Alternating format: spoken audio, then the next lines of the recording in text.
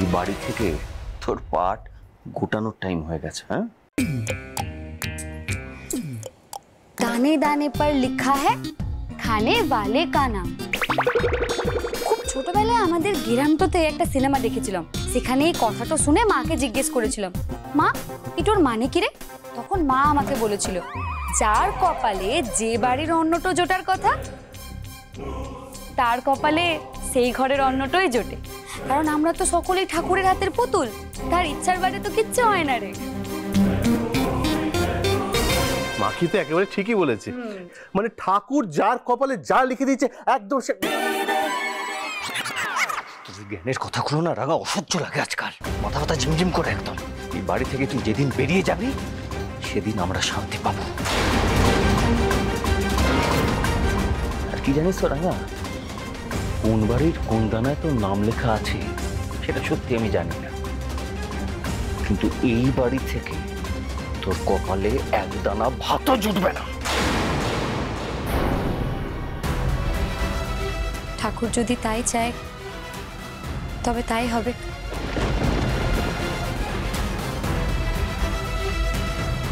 এই ছোট, আমাকে বেরোতে হবে, আমার অনেক কাজ আছে।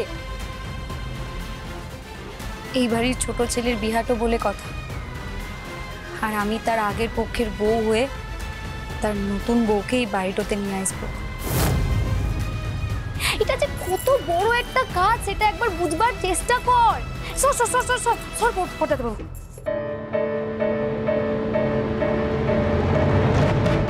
বলছি শোনা, মানে রাগ করো না, রাঙার কিন্তু দেখছি কোনো কিছুতেই কিছু যায় আসছে না। কি রে সাত্তকী,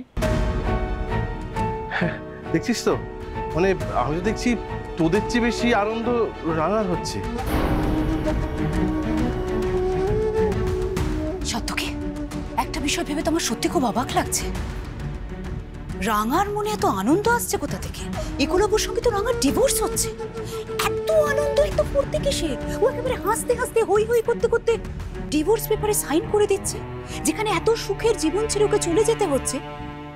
এত আনন্দ আসার তো কথা নয়। মানে আমি ঠিক কি বলতে চাইছি তুমি বুঝতে পারছো সাত্তকী? ব্যাপারটা আমিও বুঝতে পারছি না বৌদি।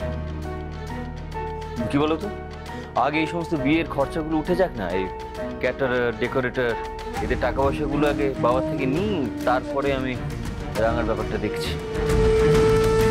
কি রে দাদা, তাই না?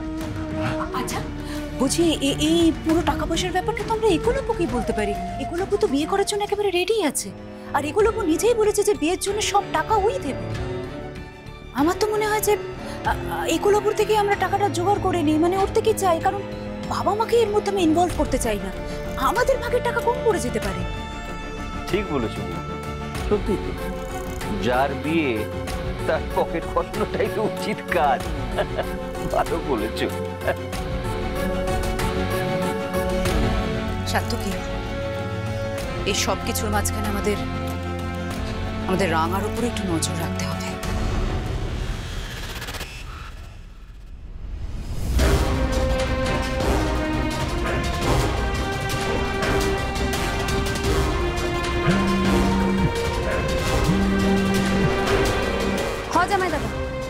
বাহিরি বাড়ি থেকে বেরিয়ে পড়েছে, মনে হচ্ছে ও মল্লিকপুরের বড় রাস্তার মোড়ের দিকে যাচ্ছে। ঠিক আছে, আমি এক্ষুনি যাচ্ছি।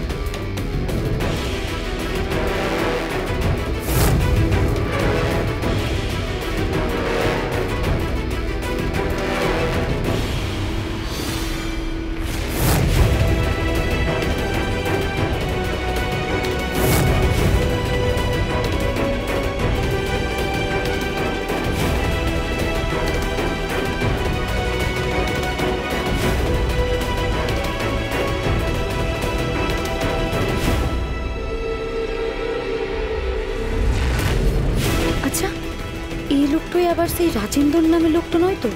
যে আহির দিদিকে হিরে পাচারের কথা বলছিল?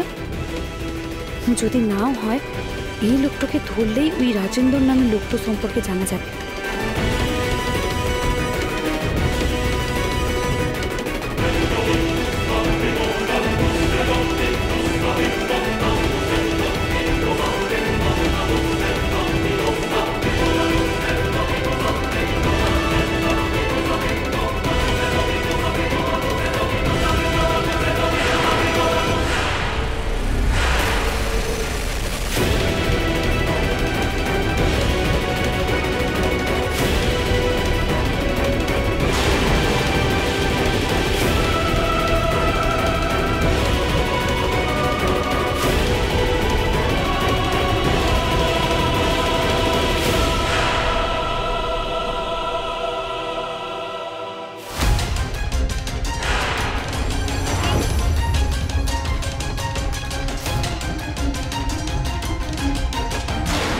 হঠাৎ এত জোরে হাঁটতে লাগলো কেন? আমাকে লক্ষ্য করেছে নাকি?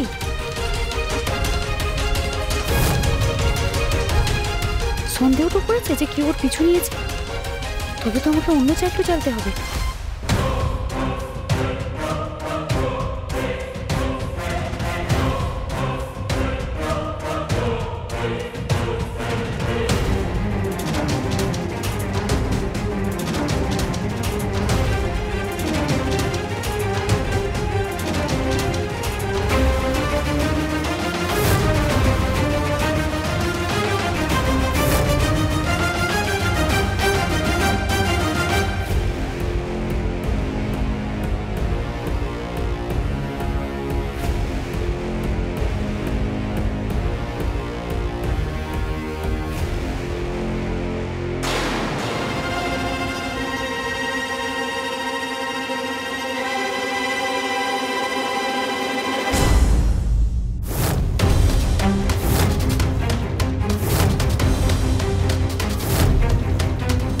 পালানোর যদি চেষ্টাটাও করিস না, এই তীর ছুঁড়ে একেবারে ফোড় ফোড় করে দিব। কোথাও যেতে গেলে 1.5 ঘন্টা লাগে তোমার সাজতে। হ্যাঁ হ্যাঁ, আমারই সবসময় তা রাখো 1.5 এখন ঘন্টা লাগে। ফোনটা আরে তুমি দাঁড়াও, তো আমার কাজ আছে। এ কি মা বাবা, তোমরা এখন আবার কোথায় বেরোচ্ছ? এই তো এসে গেছে।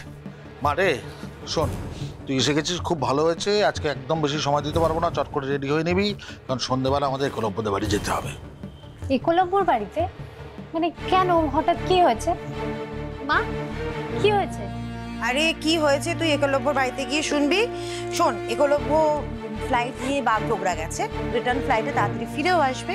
ও কিন্তু সন্ধ্যাবেলা থাকবে, তুই কিন্তু সময় মতো রেডিটা হয়ে নিস প্লিজ। আরে কি মুশকিল, কি ব্যাপার সেটা তো আমাকে বলবে। হঠাৎ করে কেন ডেকেছে বাবা, কি হয়েছে আমায় বলো।